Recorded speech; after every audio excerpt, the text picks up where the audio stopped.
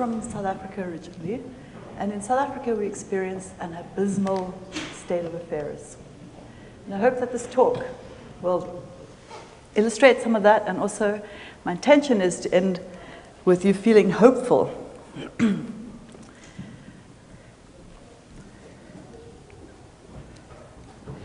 Okay, so a crucible is a container which can withstand temperatures higher than the substances they are designed to melt or otherwise alter. Crucibles produce gold. Crucible is also a place or occasion of severe test or trial, like the crucible of combat, the crucible of affliction, the crucible of grief. Oops. And we do get a similar message from the word apocalypse. Apocalypse comes from the Greek, kaluptein, which means to hide, and apo, which means going away from. So actually, apocalyptein means to uncover. Oops, sorry, I keep doing that. So apocalypse actually is talking about something hidden, that is hidden away from us, and to go away from it, it means that we will find something. Something that is covered or hidden. In the alchemist's motto, vitriol, the O of occultum also refers to something hidden. The motto is visita interiora terrae rectificando in venis occultum lapidem, which means visit the interior parts of the earth, and by rectification you will find the hidden stone. So what do we mean by earth, by interior, and by rectifying? So if you look at the earth, when I made this picture, I just had these words come to mind. Terrae sanctorum firma, which is our firm sanctuary. The earth is a symbol of our physical, earthly self. If we look at the earth, just go back, we see that at its core it has this molten center, and then magma moving constantly in big convection currents.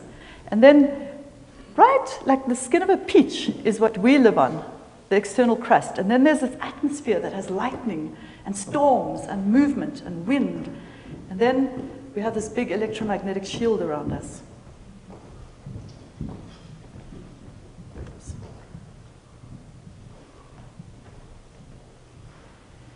If we look into the interior, when it says go into the interior parts of the earth, and we look at clues from across the century, you say, he who wants to enter the divine realm first must enter his mother's body and die herein.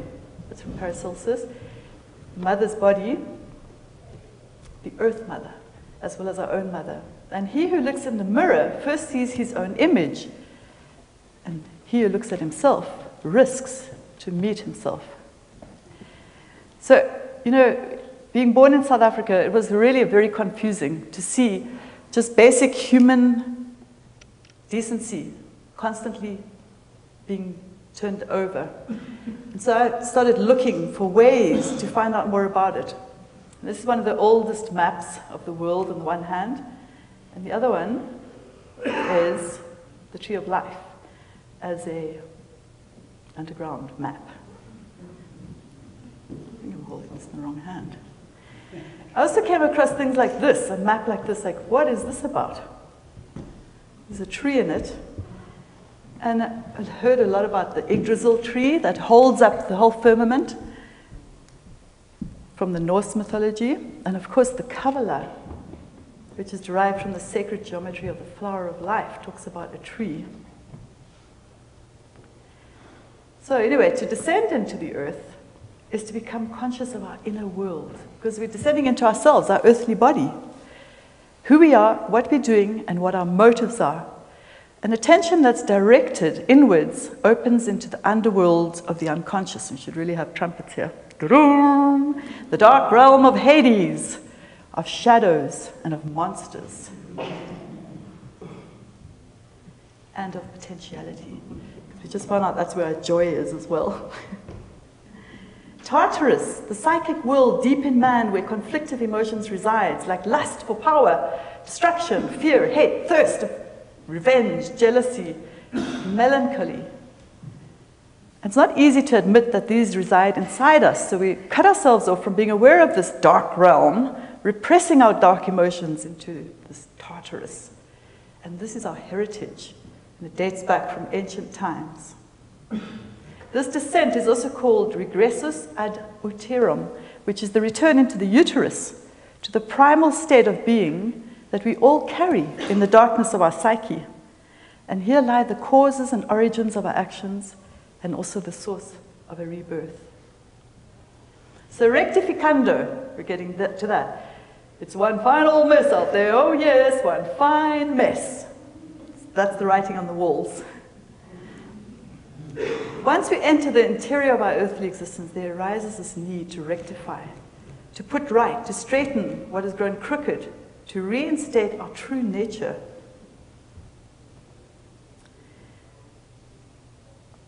Darth, the abyss. I don't know if you can read it all, but it's like all the different lines of hell. You go to limbo, then the lustful, the gluttonous, the avaricious, the wrathful, the sullen, the heretics, the violent, the fraudulent, those who commit treachery.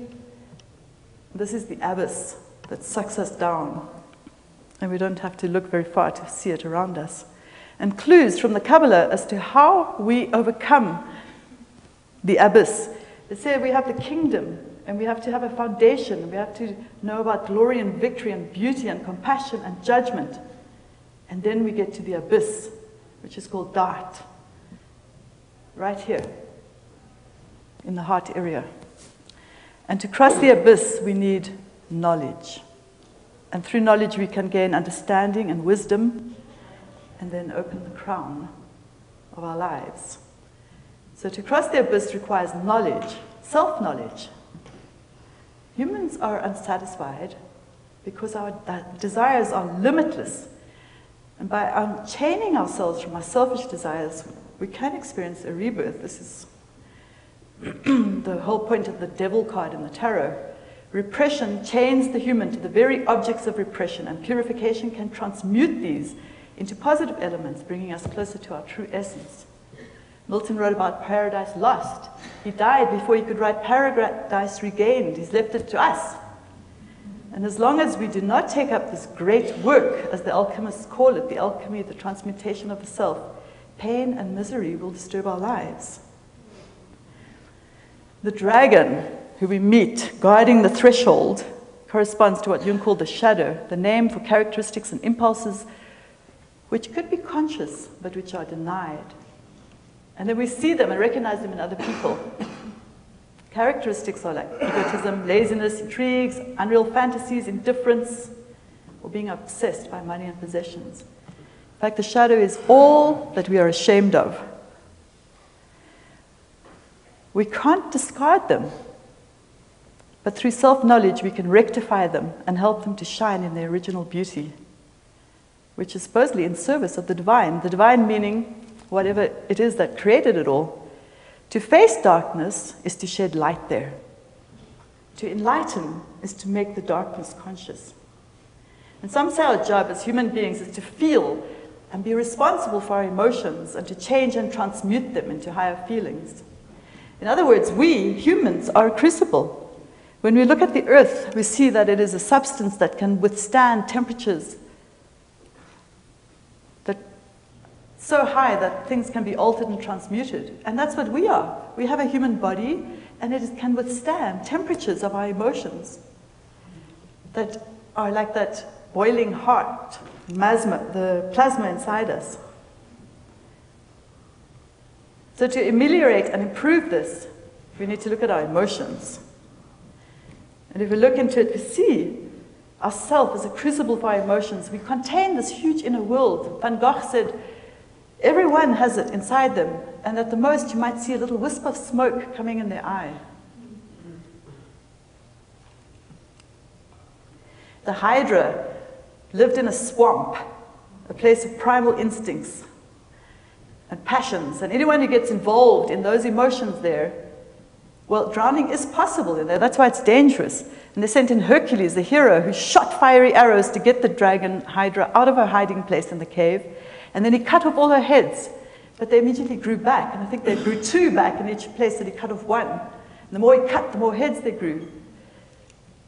So this impulsive, energetic approach is not sufficient. But his nephew, and this is the importance of family, knowing people with skills, came with flaming tree trunks and singed those severed necks so that new heads could not form. A systematic, patient, reflective, profound attitude is required. Consciousness and alertness are enchanted by the dragon, who has the power to hypnotize. If you think of advertisements, the brave who dare to challenge. And of course, they can also impose riddles in which we can get lost. And that's not hard to look around and see riddles everywhere. Like this one. I love you, I love you, I love you too. I don't. There's like this stone wall when we get to the emotions. We don't know how to work with these things that are so confusing to us. And we, especially for the many people who get drawn down into depression, that's really down into this dark world. The youth standing in front of a stone wall and have to adopt all these attitudes, like being very, adopting an attitude, or being sort of blurry, or like this way, that way, I don't know which way. I'll just sit here in the corner and watch. Oh, I don't really know what I'm doing. I'll turn my back to it. I'm going to reach, but I might fall. Well, I don't know where the rest of my body went. I'm just a head on legs. We've heard a lot tonight about how the exits are closing, how there's this imbalance in the world. So how do we find our way out or in? The head of the dragon has a stone, the prima materia, they call it. And the full expression of this alchemical literature is actually Visita interiora terrae rectifando in veris occultam lapidum verum medicinam, which means visit the interior of the earth, and by rectifying you will find the hidden stone, which is the true medicine. Oh, now that's a riddle. What is this true medicine? I mean, we're standing dazzled like a deer in the headlights right now. We just had Easter. Jesus said, let him who seeks continue seeking until he finds. And when he finds, he will become troubled. We are at a crossroads. I think we need to, think about the good red road and the blue road, the road to heaven and the road like this horizontal and vertical. And how do we place ourselves in the center there to be able to really balance ourselves between our earthly desires and our wish to be upright and better than we are and that we seem to be doing. And this is one way to find new perspectives. So I just want to look at the abyss as seen from the perspective of education. Education actually comes from educere, which is to draw, bring out, lead forth. So we have to go interior, mining inside ourselves. That's the first step in the alchemical process of inner transformation. And going inside the earth is equal to going into our inner self. And then rectification is purifying the base or dross to liberate the core gold, which is a huge exploration. And what provides the fuel? Education can be an apocalyptic experience. For those who don't have it, it certainly isn't, because they have their opportunities limited right there. For those who do have access, you can see education as being the crucible, the container is like the form of education. And it holds content. And the fire, which is going to lead to transmutation, is this desire to learn. It's the will.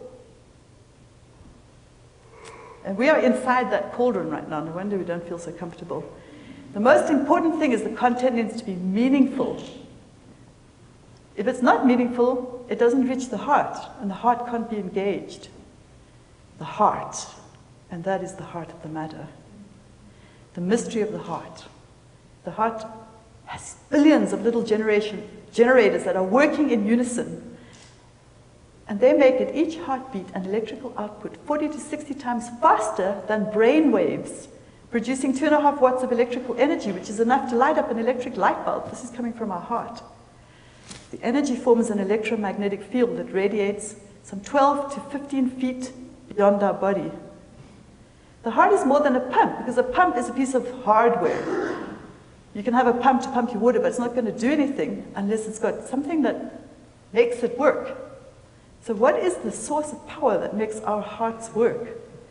Once the heart is activated, it creates this holographic, measurable electromagnetic field called a torus. 40 to 60% of our heart cells are firing neurons, creating this incredible neurotransmission communication between the heart, the brain, and all the other organs of the body. And this field that we have around us participates in this nesting of hierarchically larger fields, at which any point in any of the fields contains the information of the whole field. It's holographic. So the whole exists in every part. And we don't feel like we're alone. We feel like we're alone, but we're actually living in this nesting of fields that are sustaining every breath. Just imagine this electromagnetic field around you, 12 to 15 feet. We're all sitting here bathing in each other's heart forces. And this is the relationship that exists within all fields, from you to me, nested in the Earth's magnetic field, nested in the sun's field, and beyond to the furthest stars covering our heavens. And all function as an integrated dynamic. So heart to heart and beyond is an effect that's happening, which is only limited by our rational mind's eye that can't see it at this point. But we can feel it. We can connect up and ground ourselves. I've always wondered why the street signs have their heads floating and they're always off the ground.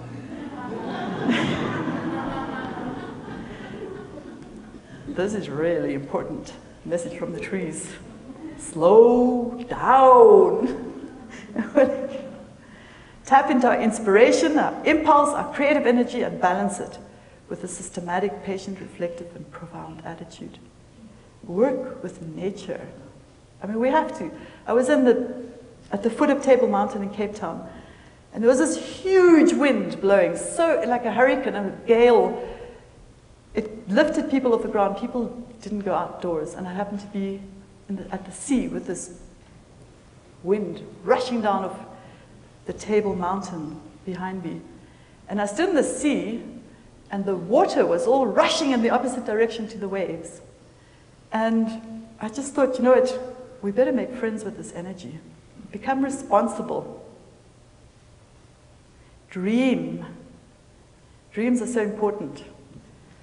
I dreamt this place here, this is the Amazon. Before I arrived there, I just got a fortune cookie that said, your most memorable dream is going to come true. And my most memorable dream was of finding myself as if the whole of the Earth's population had been driven to this final point. And we got to the end of the world, literally. The world just ended. And I was right there, and there was just this abyss. And there was a press from behind me that was going to push me into the abyss, and I thought, I cannot go down at the abyss. It's just it'll suck you down into nothing, into the neon. I thought I'd better lift my head up. And I could see, way over in the darkness, a shimmer. And I thought, if I just fix my eyes on that, maybe I can just float. And sure enough, I did. I started floating, and I saw other people. And when we arrived to that place, we realized it was the place where all of our dreams and our imaginations that we'd been projecting out, every one of us, every positive thought is going out and creating this new world. And it's up to us to make it real. Learn to trust, use the arts. They provide inspiration and they help concretely map our intangible inner worlds. Arts like music cultivate our inner listening. Oh, help the children to keep their vision by being welcoming, share, create belonging, be brave of heart. I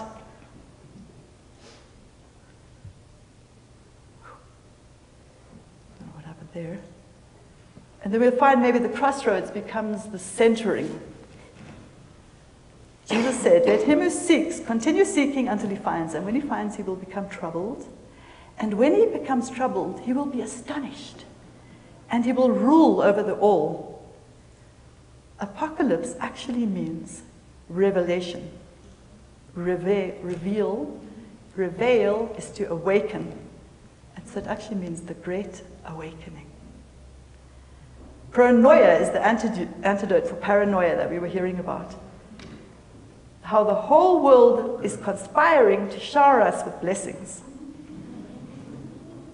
And then we can move towards love-evolution. Luvolution instead of evolution. Let's hope it works.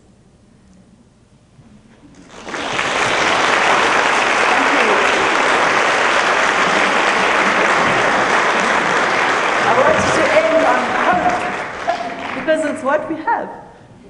Thank you.